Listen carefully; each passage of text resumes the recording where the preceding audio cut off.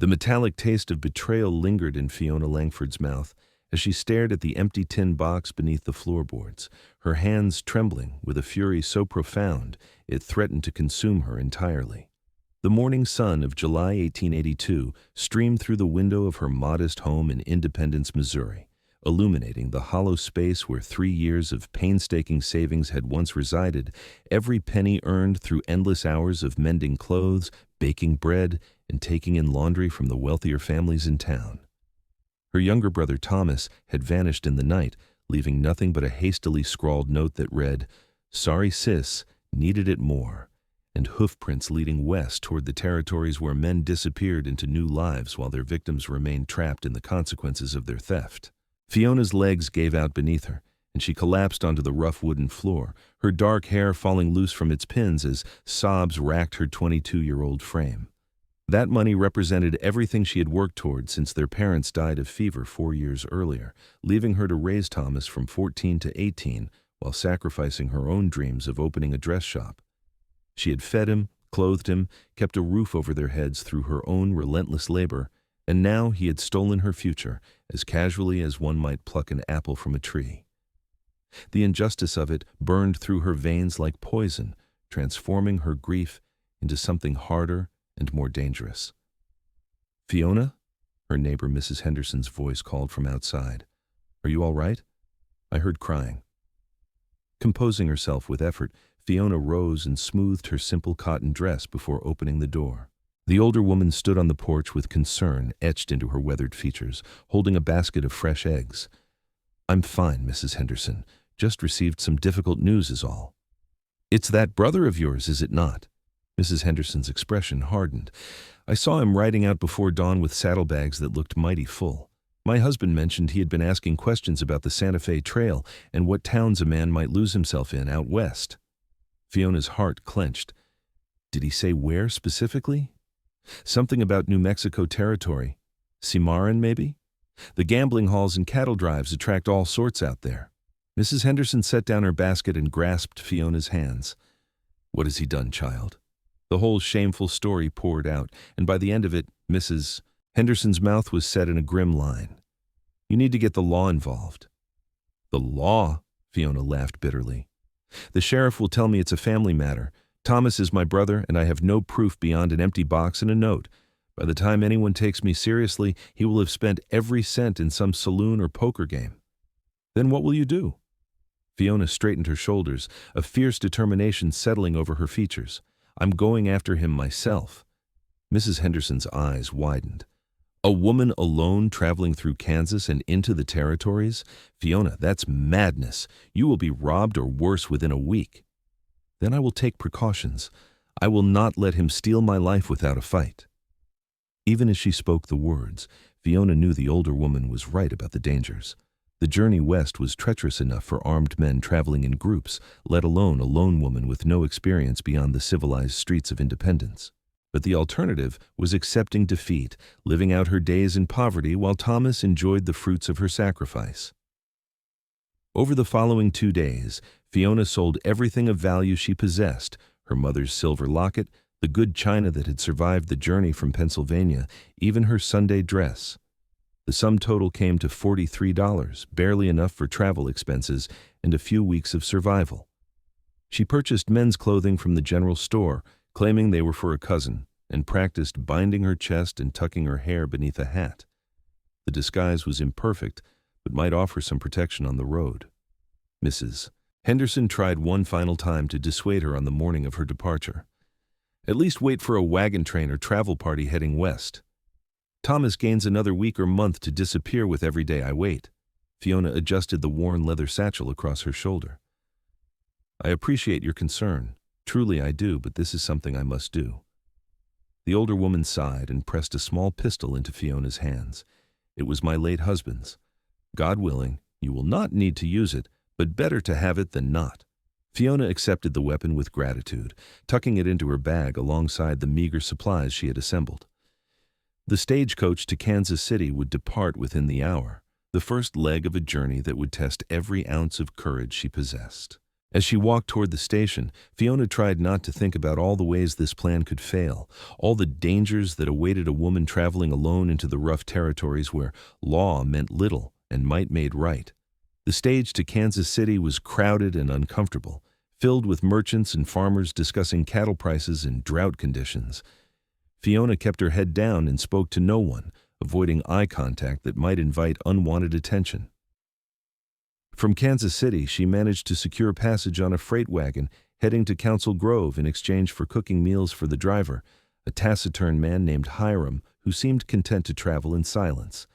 The landscape gradually transformed as they moved west, the gentle hills giving way to vast prairies that stretched endlessly under a burning August sun. At Council Grove, Fiona learned that a supply train was heading southwest toward Fort Dodge and eventually into New Mexico territory. The wagon master, a grizzled veteran of the Santa Fe Trail named Jackson, looked her up and down with obvious skepticism when she approached him.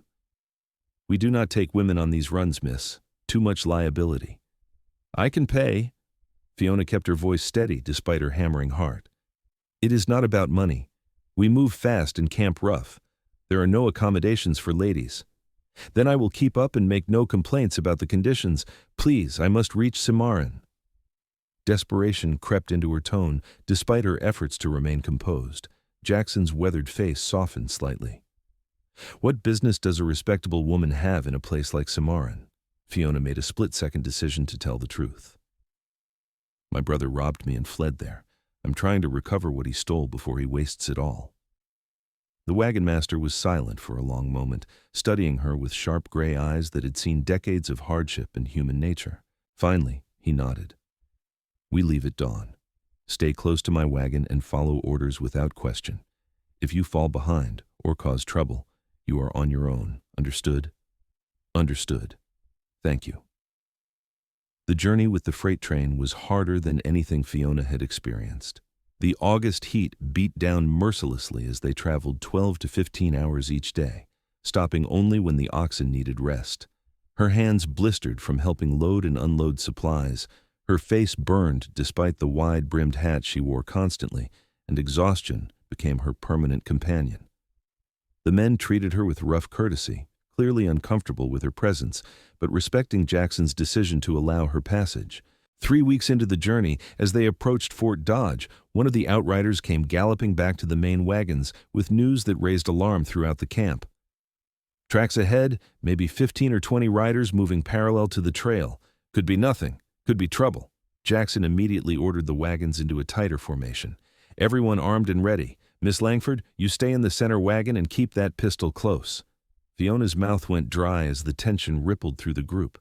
She had heard stories of raids on freight trains, both by desperate outlaws and occasionally by displaced native peoples, angry at the endless encroachment on their lands. The moral complexity of the situation was not lost on her, understanding that those who attacked wagon trains often did so as a response to having everything stolen from them first.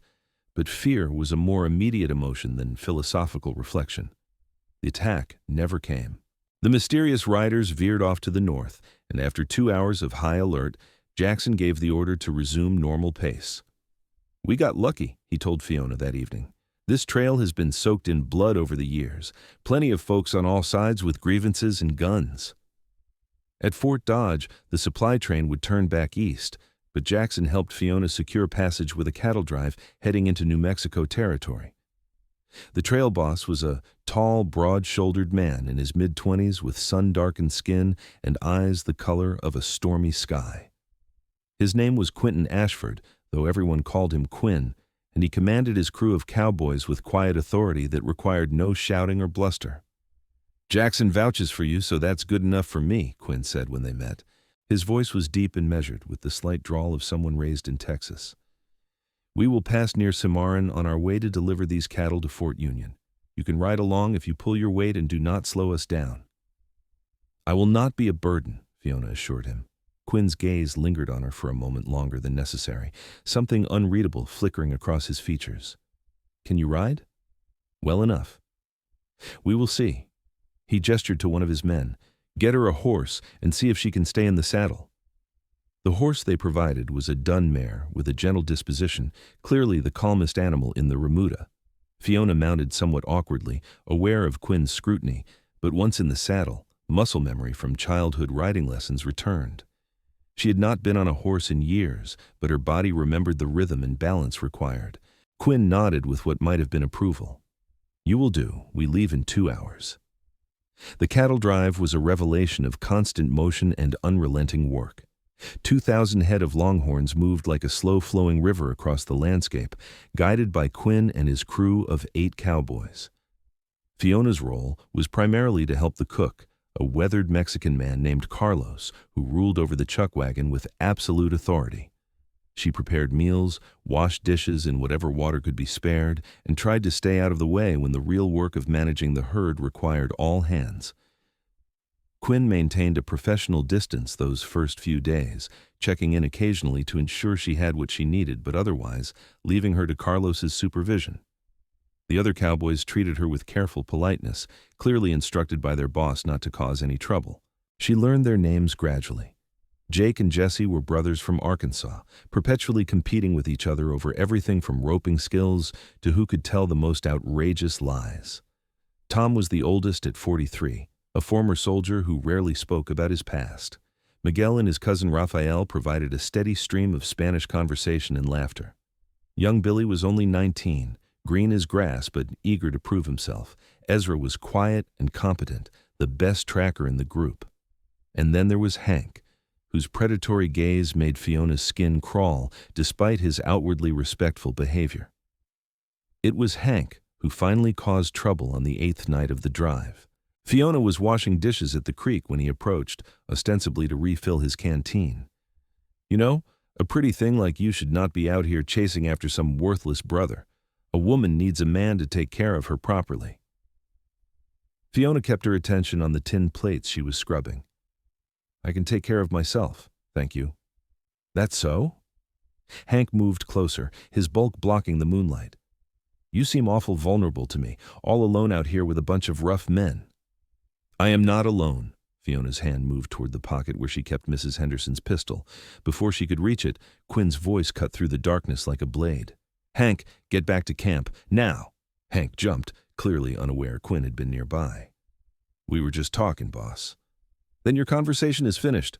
The quiet menace in Quinn's tone left no room for argument. After Hank slunk away, Quinn approached the creek where Fiona stood with her heart racing. "You all right?" "I'm fine. I had it handled." "I'm sure you did." There was something that might have been amusement in his voice. But Hank needed to understand that anyone who makes you uncomfortable answers to me. Fiona studied Quinn in the dim light, trying to read his expression. Why do you keep him on if he is like that? He is a good hand with cattle, and up until tonight, he has followed the rules. Quinn crouched beside the creek, dipping his hands in the cool water. But everyone gets one warning. If he steps out of line again, he is done. "Thank you." "No thanks needed. I run a respectable outfit." Quinn stood, water dripping from his fingers.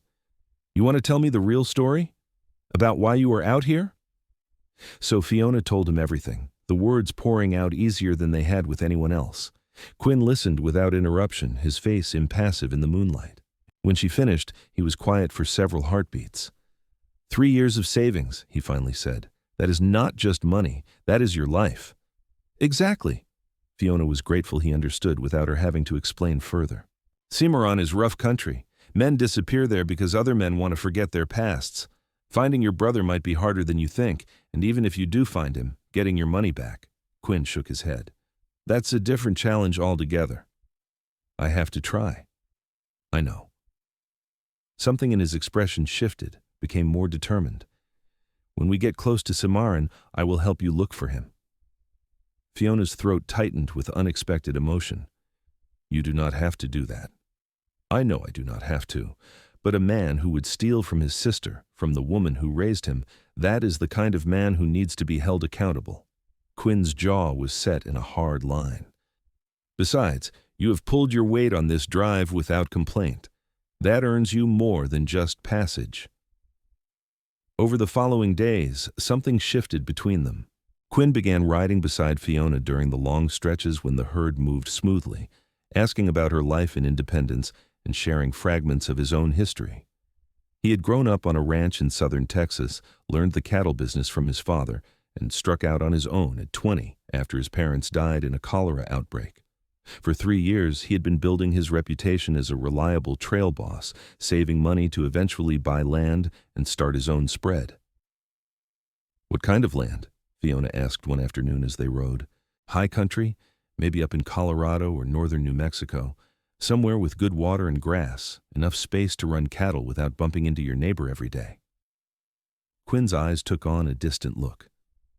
"A place to build something permanent, something that lasts." Fiona understood that longing bone deep. "That is what my savings were for, a dress shop, something of my own that could not be taken away." "It was taken anyway." Quinn's voice was gentle. "But that does not mean you cannot get it back." The landscape grew more dramatic as they pushed into New Mexico territory, flat plains giving way to mesas and distant mountains that rose like purple shadows on the horizon. The air was drier, the heat more intense, and water sources became precious commodities requiring careful planning. Quinn navigated the terrain with the confidence of someone who had made this journey many times, always knowing where the next creek or spring would appear. 3 weeks into the cattle drive, disaster struck during a thunderstorm. Lightning spooked the herd in the middle of the night, and 2,000 longhorns stampeded into the darkness with terrifying speed.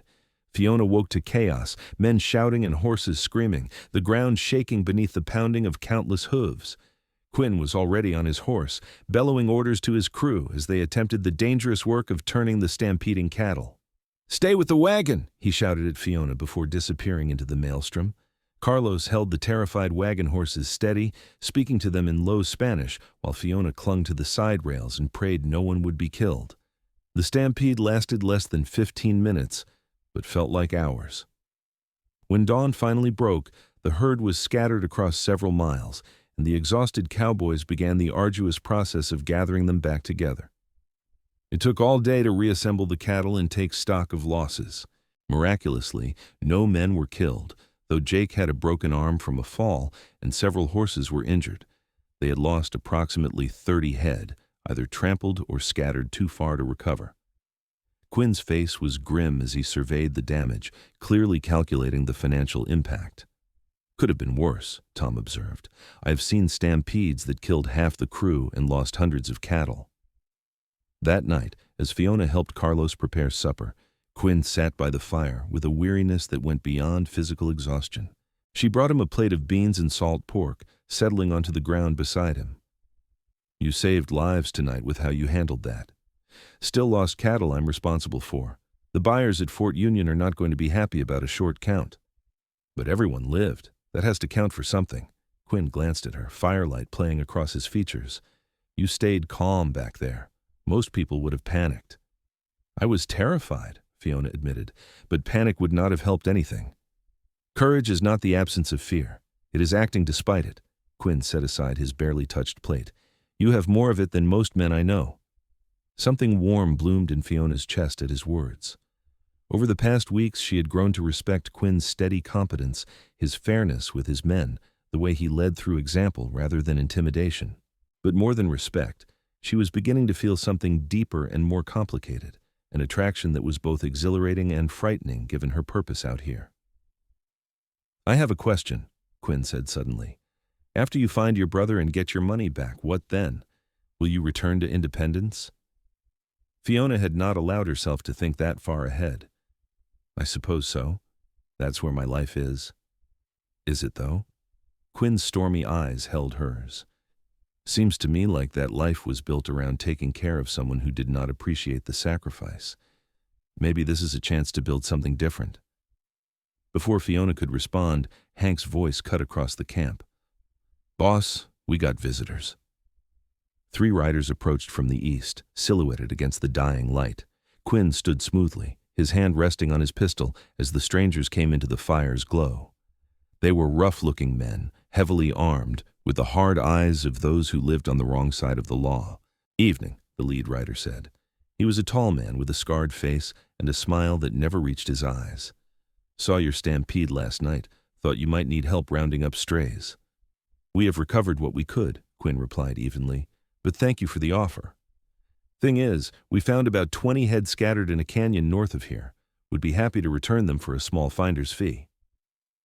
Quinn's jaw tightened. These were not good Samaritans offering help. They were opportunists looking to profit from the drive's misfortune, possibly even having spooked the herd deliberately for this exact purpose. What kind of fee are you thinking? $5 a head seems fair. That is robbery, and you know it. The scarred man's smile widened. Call it what you like. You want your cattle back, that is the price. Tension rippled through the camp as Quinn's crew positioned themselves strategically, hands near weapons. Fiona's heart hammered as she calculated the odds. 3 strangers against 9 cowboys, but violence would likely result in deaths on both sides, and Quinn's responsibility was keeping his men alive, not escalating a confrontation over 20 cows. Tell you what, Quinn said slowly, I will give you $50 for the lot and your word that you will move on and not bother this drive again. The scarred man considered, then nodded. Deal.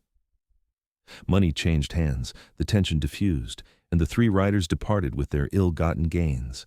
After they disappeared into the darkness, Tom spat into the fire. We should have shot them. And lost how many men in the process? Quinn's voice was tight with controlled anger. Choose your battles, Tom. That was not one worth dying over. Fiona approached him after the others dispersed to their bedrolls. That was the right decision.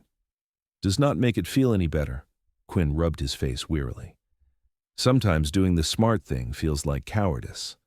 It is not cowardice to protect your people. Those men did not care if they died tonight. They had nothing to lose. You have 8 men depending on you to get them through this drive safely. Quinn looked at her with something close to wonder. When did you get so wise?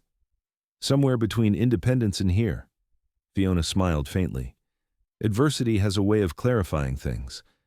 The next 2 weeks passed without major incident as the drive continued its steady progress southwest. Quinn spent more time riding with Fiona, their conversations ranging from lighthearted banter to deeper discussions about dreams and disappointments. She learned he had been briefly engaged once to a rancher's daughter in Texas, but the relationship had fallen apart when she refused to accept the long months he spent on the trail. She wanted me to take a job managing her father's ranch, stay close to home, Quinn explained one afternoon. But working for someone else, even family, that was not the life I wanted. So you chose freedom over love? I chose myself over someone who wanted to change me into something I was not. Quinn's gaze was intense. Real love should not require you to give up your dreams. It should make them possible. Fiona thought about that long after their conversation ended. In her own way, she had given up her dreams for Thomas, pouring all her energy into raising him while her own ambitions withered. The resentment she felt toward him was not just about the stolen money but about the stolen years, the sacrifices that had ultimately meant nothing. What are you thinking about? Quinn asked, pulling her from her reverie. How angry I am, Fiona admitted, not just at Thomas for stealing from me, but at myself for letting him matter more than my own life. You were being a good sister, raising him after your parents died. That is nothing to regret. But where does responsibility end and self-destruction begin? The question had haunted her since the day she found that empty tin box. Quinn was quiet for a moment. I think it ends when the person you are sacrificing for stops appreciating what you are giving up. Your brother knew what that money meant to you and took it anyway. That is when your obligation to him ended. The simple clarity of his statement struck Fiona like a bell. She'd been carrying guilt about being angry at Thomas, about chasing after him with demands for restitution. But Quinn was right. The moment Thomas chose theft over gratitude, he forfeited his claim to her loyalty. Thank you, she said softly. For what? For helping me see things clearly. Quinn's hand reached across the space between their horses, his calloused fingers briefly squeezing hers. You are going to get through this, Fiona, and whatever you decide to do after, wherever you choose to go, you are going to be fine. The warmth of his touch lingered long after he rode ahead to check on the herd. Fiona recognized what was happening between them, the careful dance of 2 people drawn to each other despite complicated circumstances. She had not come west looking for romance, and Quinn was focused on building his business, yet something undeniable was growing in the spaces between their words and glances. 4 weeks into the drive, the landscape began to change dramatically. Mountains rose to the west, their peaks still snow-capped even in September. Mesas striped with red and gold stone towered over valleys thick with piñon and juniper. The air smelled different here, cleaner and sharper, carrying hints of sage and distant rain. Cimarron is 2 days northwest, Quinn announced at supper one evening. We will pass within 10 miles of it on our way to Fort Union. I'm thinking we can peel off, spend a day helping you search for your brother, then catch back up with the herd. We? Fiona set down her coffee. You have a responsibility to deliver these cattle. Tom can manage the herd for a day. You should not go into Cimarron alone. Quinn, I appreciate everything you have done, but I cannot ask you to risk your business for me. His expression was stubborn. You are not asking. I am offering. Carlos, who had been listening while stirring his pot of stew, made a sound that might have been approval. The lady has been looking for her brother for 2 months. Another day to help her finish what she started. That is the right thing to do. The other cowboys murmured agreement, and Fiona felt emotion clog her throat. These men owed her nothing, yet they had welcomed her into their rough community and now supported her quest with a solidarity she had not expected. Thank you, she managed. All of you. That night, unable to sleep, Fiona walked beyond the circle of firelight to stare up at the vast canopy of stars. The Milky Way stretched overhead like a river of light, more brilliant than she had ever seen back in Independence. Out here, everything felt larger and more vivid, as if the land itself demanded a bigger version of existence. Beautiful, is it not? Quinn's voice came from behind her. Fiona had not heard him approach. I had forgotten how many stars there are. Cities hide them with their lights and smoke. Out here, you can see the universe for what it really is. Quinn moved to stand beside her, so close she could feel the warmth radiating from his body. Infinite and humbling. They stood in companionable silence for several minutes before Quinn spoke again. I need to tell you something before we get to Cimarron. Fiona's heart skipped. What is it? I've been thinking about what comes after this drive, after we find your brother and you get your money back. He turned to face her fully. I know we have not known each other long, and you have every reason to return to Missouri and rebuild your life there. But I would like you to consider staying in New Mexico. Quinn, let me finish. His voice was rough with emotion. These past weeks with you have made me realize what I have been missing, working all the time and never letting anyone close. You are strong and brave and clever, and when I think about buying that land and building something permanent, I cannot picture it without you there. Fiona's breath caught. What are you saying? I'm saying I have feelings for you, deep ones that go beyond friendship or admiration. Quinn's stormy eyes held hers with an intensity that made her knees weak. I'm saying that if you would consider it, I would like to court you properly, see where this thing between us might lead. 1,000 thoughts raced through Fiona's mind. She had come west for one reason only, to reclaim what was stolen and return to her old life. But standing here under the enormous sky with Quinn's sincere gaze upon her, she realized her old life held nothing she actually wanted anymore. Independence was where she had been trapped by duty and family obligation. Out here, she had discovered a different version of herself, one who could handle hardship and uncertainty, who could stand beside men like Quinn as an equal rather than a dependent. I have feelings for you too, she admitted, the words simultaneously terrifying and liberating. But I need to finish this business with Thomas first. I need to prove to myself that I can reclaim what was taken. I understand that. Quinn's hand came up to cup her cheek, his touch gentle despite his calloused palm. I will be right there with you when you confront him. Fiona leaned into his touch, allowing herself to absorb his strength. What if we cannot find him? What if he has already moved on or spent everything? Then we deal with that when it happens, but you will have tried, and that matters. Unable to resist any longer, Fiona rose on her toes and pressed her lips to his. Quinn responded immediately, his arms coming around her waist to pull her close as the kiss deepened. It was nothing like the chaste pecks she had exchanged with the few suitors who had come calling back in Independence. This was fire and promise, passion tempered by genuine affection, a glimpse of what their future together might hold. When they finally broke apart, both breathing hard, Quinn rested his forehead against hers. I've been wanting to do that for weeks. So have I, Fiona confessed. They stood wrapped in each other for a long moment before reluctantly separating. We should get some sleep, Quinn said. Tomorrow we start the search. The next day, Quinn and Fiona rode northwest, while Tom led the herd on its course toward Fort Union. The town of Cimarron appeared in the distance like a collection of wooden boxes scattered along the Cimarron River, backed by the dramatic rise of the Sangre de Cristo Mountains.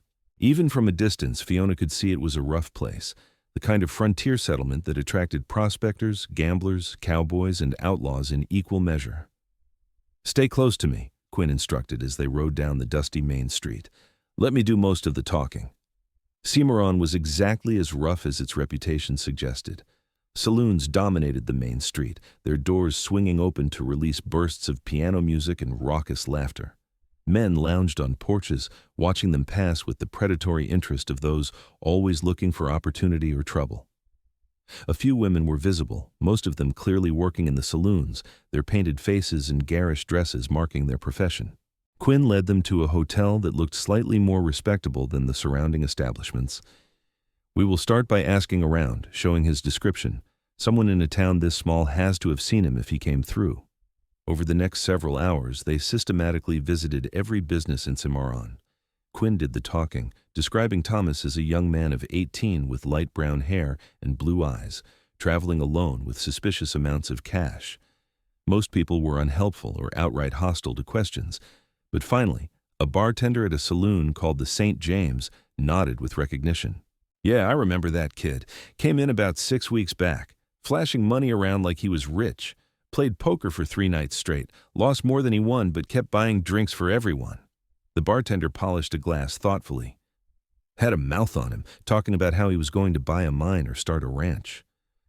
"Is he still in town?" Fiona asked, unable to contain herself. The bartender's gaze shifted to her with surprise, as if he had not expected her to speak. "Not sure. He was staying at the boarding house down the street, but I have not seen him in a week or so."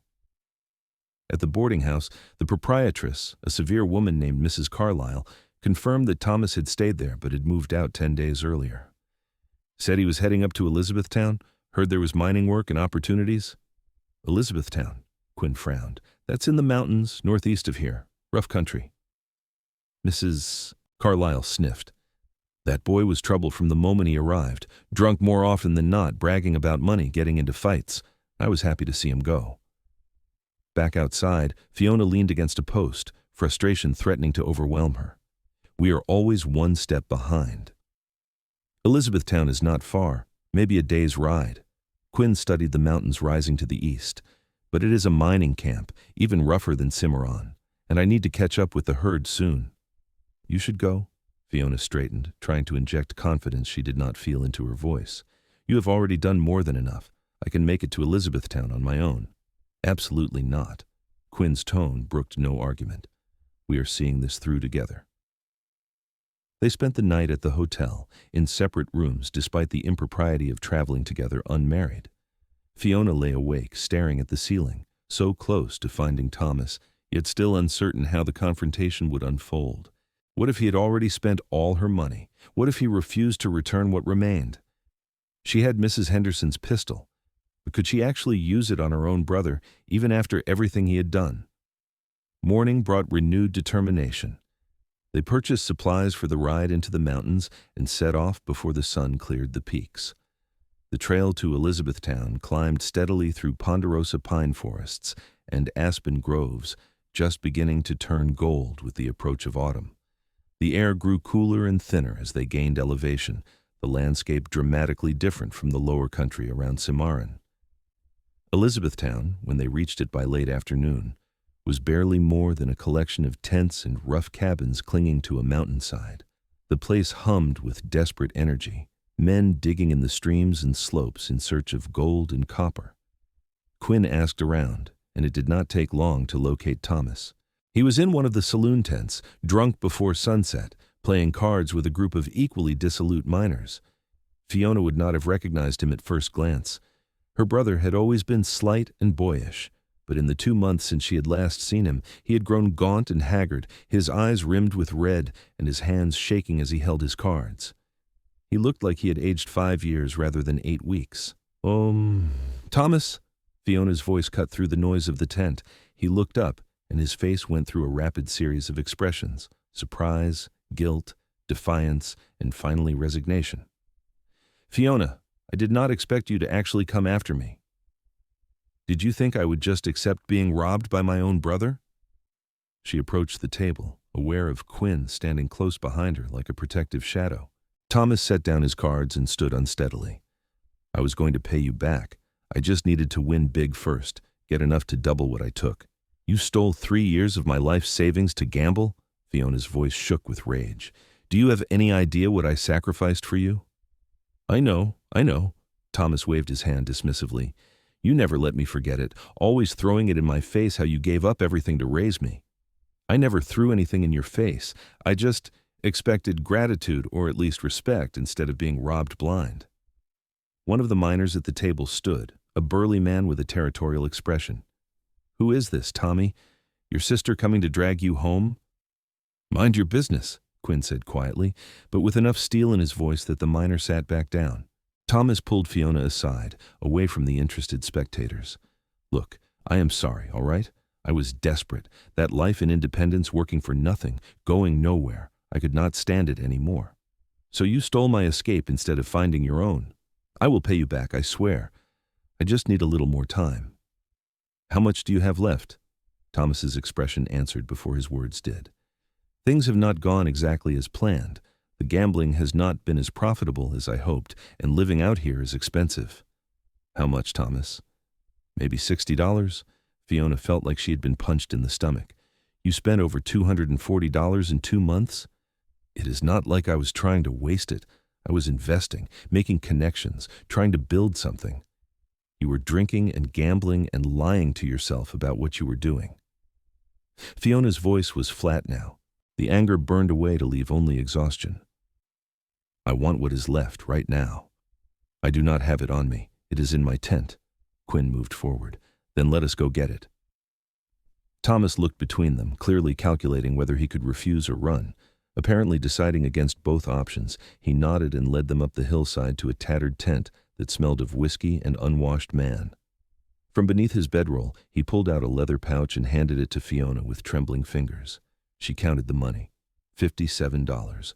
All that remained of her dreams and sacrifices. I really am sorry, Fiona. Thomas's voice was small, almost childlike. I know I ruined everything between us. Looking at her brother, diminished and pathetic in his squalid tent, Fiona felt the last threads of their relationship dissolve. She had spent 4 years raising him, trying to give him opportunities and stability, and this was what he had chosen to do with the foundation she provided. There was no fixing this, no restoring what had been broken. You did not ruin everything between us, she said quietly. You showed me what was always there. You are selfish and weak, and you will continue making excuses for your failures until they destroy you completely. She pocketed the money. I hope someday you find a reason to become better, but I will not be there to see it. We are done, Thomas. Do not contact me or try to find me. As far as I am concerned, I no longer have a brother. Thomas's face crumpled. You do not mean that. I mean every word. She turned and walked away, Quinn at her side. Behind them, Thomas called out something that might have been an apology or a plea, but Fiona did not look back. The weight of years lifted from her shoulders with each step away from that tent, leaving her feeling hollowed out but also strangely liberated. They rode in silence back down the mountain, making camp in a grove of aspens as twilight fell. Quinn built a fire while Fiona sat staring at the flames, processing everything that had just happened. You all right? Quinn asked, settling beside her. I do not know what I am. Fiona pulled the leather pouch from her pocket and stared at it. $57. That is what 4 years of my life and 3 years of saving was worth to him. It is not about the money anymore, is it? No. She looked at Quinn, this man who had helped her track down her brother and demand restitution, who had stood by her side without judgment or expectation of reward. It is about knowing my own value, about refusing to be treated as less important than I am. You are the strongest person I have ever met. Quinn's hand found hers. What you just did, confronting him and walking away, that took more courage than most people have. Fiona leaned against his solid warmth. I could not have done it without you. Sure you could have, but I am glad you did not have to. They sat in comfortable silence, watching the fire burn down to embers. Finally, Fiona spoke the thought that had been forming since they left Elizabethtown. I am not going back to Independence. There is nothing for me there anymore. What will you do? I was hoping you meant what you said about courting me properly, about seeing where this might lead. Fiona turned to look at him fully. Because I think I know exactly where I want it to lead, if you are willing. Quinn's expression was equal parts joy and relief. I have never been more willing to do anything in my life. He kissed her then, deep and thorough, a promise of all the tomorrows they might share. When they broke apart, Fiona felt like she was finally, truly breathing for the first time since finding that empty tin box. So what now? She asked. Now we catch up with the herd, deliver these cattle to Fort Union, and collect my pay. Then we start looking for that land I told you about, the high country with good water and grass. Quinn's smile was brighter than the firelight. And we build something permanent together, something that lasts. I would like that. Fiona rested her head on his shoulder. I would like that very much. The next morning, they rode hard to catch up with the cattle drive, finding Tom and the crew camped in a valley 20 miles north of Cimarron. The men greeted their return with obvious relief, and when Quinn explained that Fiona would be staying with them through to Fort Union and beyond, the cowboys accepted it as naturally as they accepted the sunrise. The final week of the drive passed in a haze of contentment for Fiona. She and Quinn were discreet around the men, but everyone knew something had shifted between them. Carlos was particularly pleased, claiming credit for the romance developing under his watchful eye. I knew from the first day, he told Fiona while she helped him prepare biscuits. I saw how the boss looked at you, like a man who had just discovered something precious. Fort Union rose from the plains like a testament to military order, its adobe walls and organized buildings a stark contrast to the wild country surrounding it. Quinn delivered the cattle, negotiated final payment despite the losses from the stampede, and paid his crew their wages plus a generous bonus. Most of the men would head south to Texas or back east to Kansas, but Tom surprised everyone by announcing he wanted to stay in New Mexico. I'm getting too old to spend months at a time in the saddle, he explained, thinking I might settle in Santa Fe, maybe open a stable or work as a horse trainer. If you are looking to stay in the area, I could use a good hand, Quinn offered. Once I find land and start building a spread, I will need reliable people. Tom's weathered face broke into a rare smile. I would be honored to work for you, boss. With the drive completed and his crew dispersed, Quinn and Fiona began the work of planning their future. They spent a week in Santa Fe, a beautiful town of adobe buildings and diverse cultures unlike anything Fiona had seen before. Quinn consulted with land agents about available property while Fiona explored the shops and markets, her mind already spinning with possibilities. They found their land in late October, a beautiful valley in the Sangre de Cristo Mountains, with a year-round stream and meadows that would support cattle through the summer. The property came with a rough cabin that needed significant work, but provided immediate shelter. Quinn purchased it with his savings from years of trail drives, and they began the hard work of building their dream. Winter came early to the high country, but they were prepared with supplies and determination. Tom joined them in early November, bringing his expertise and companionship to ease the isolation. Together, the three of them worked to reinforce the cabin, build a proper barn, and prepare for their first cattle come spring. On Christmas Eve, as snow fell softly outside their snug cabin, Quinn asked Fiona to marry him with a simple gold band he'd commissioned from a Santa Fe jeweler. I know this is not the life you planned back in Independence, he said, kneeling before her in the firelight. But I promise to spend every day making sure you never regret choosing it. I could never regret choosing you, Fiona replied, tears streaming down her face as she pulled him up to kiss her. Yes. 1,000 times, yes. They married in Santa Fe in January 1883, with Tom serving as witness and Carlos traveling up from Texas to attend. It was a simple ceremony in a small chapel, but to Fiona, it felt more significant than the grandest society wedding back east. She was not marrying out of duty or family pressure, but out of genuine love for a man who saw her as his equal partner in building a life. The first year of marriage was harder than either of them anticipated. Ranch work was relentless and physically demanding, the isolation sometimes oppressive, and money was tight as they established their operation. But through every challenge, Quinn and Fiona faced it together, their partnership strengthening with each obstacle overcome. In March, they purchased their first cattle, a small herd of 200 head that would form the foundation of their ranch.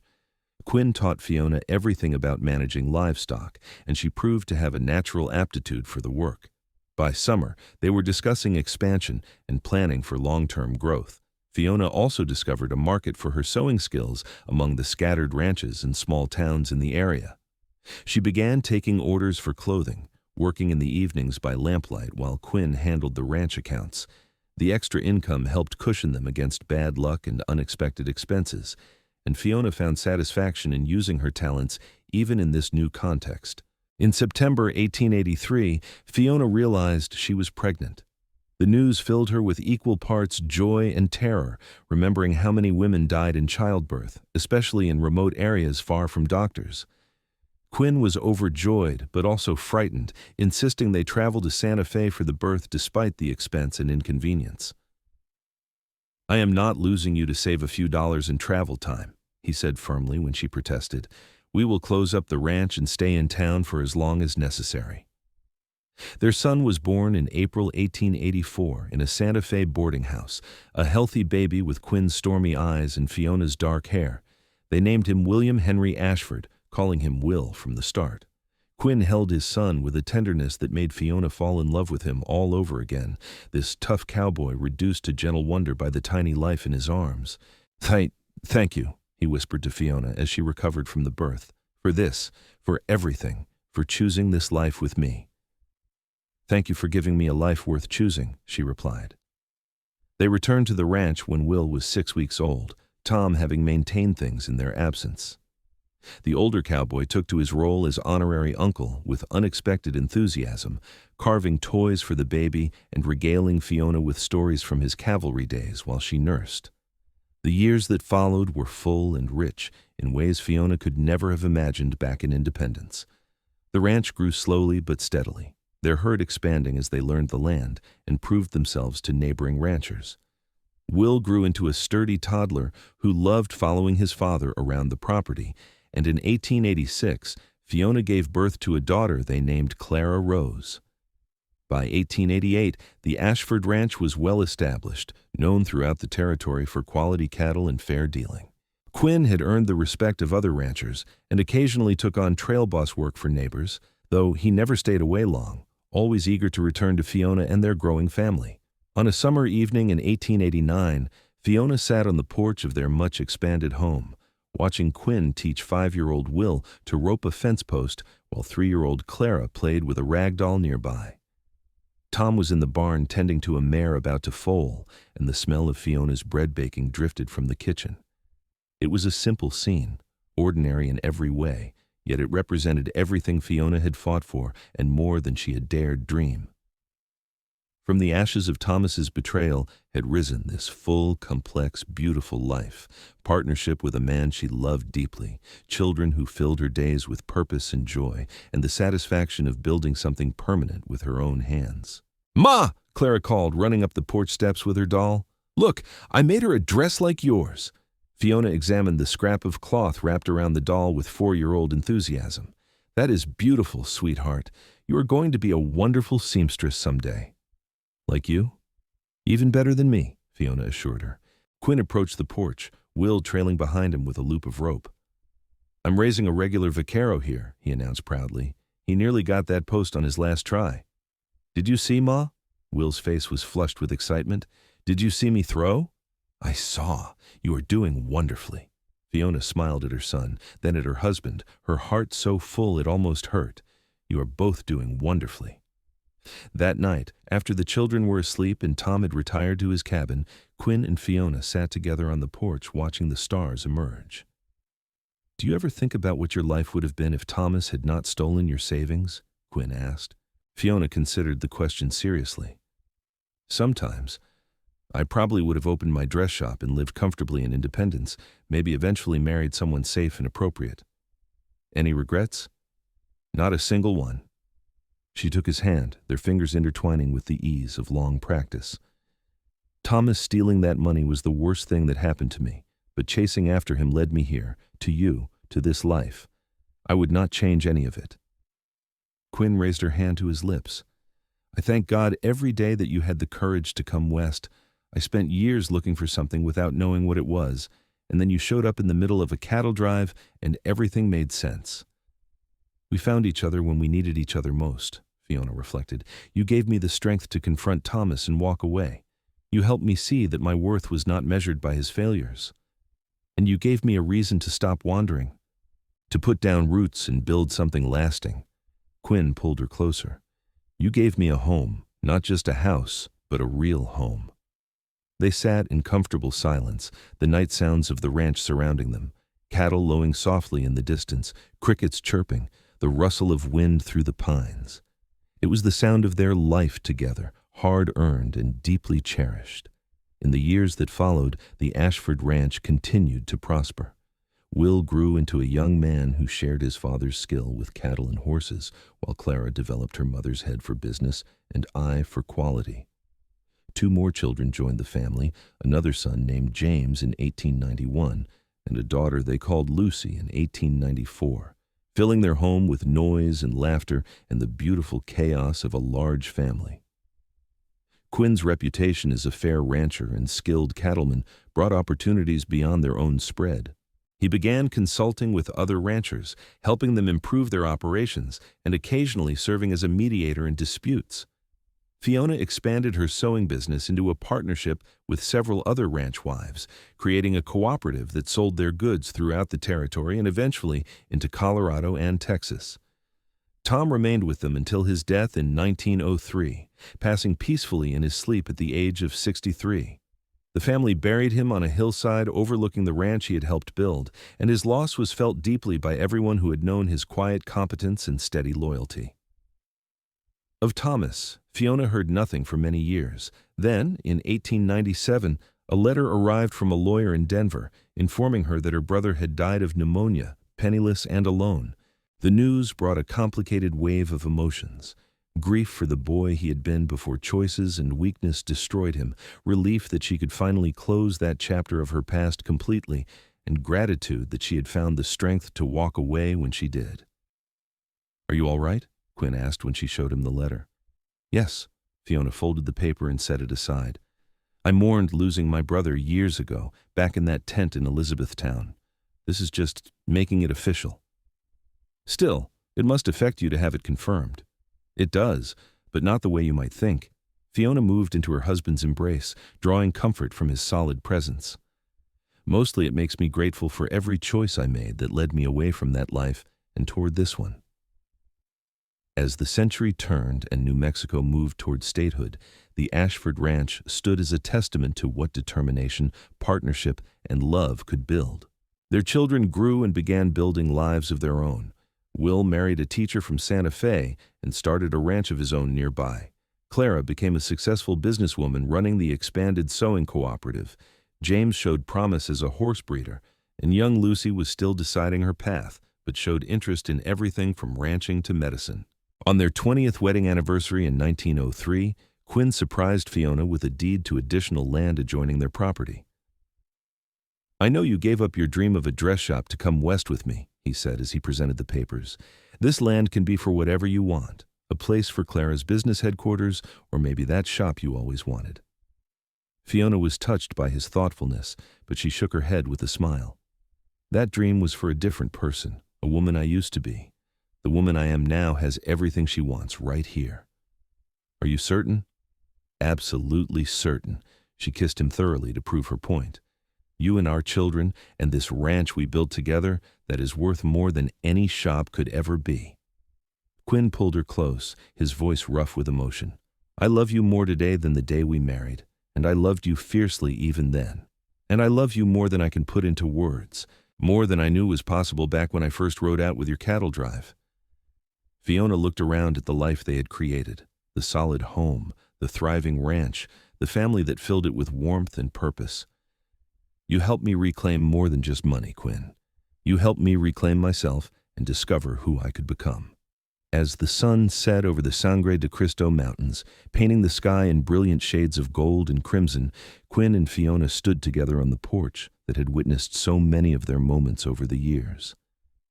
Behind them, their home was full of children and grandchildren gathered for the anniversary celebration, voices raised in laughter and conversation that spilled out into the warm evening air. "Thank you," Fiona said softly, "for finding Thomas and getting my money back all those years ago." Quinn smiled. "Thank you for chasing him west so I could find you." They kissed as the stars began to emerge, the same stars that had witnessed the beginning of their love story 2 decades earlier. The journey that had started with betrayal and loss had led to something far more valuable than any amount of stolen savings, a life of partnership, purpose, and profound love that would endure for all their remaining years together.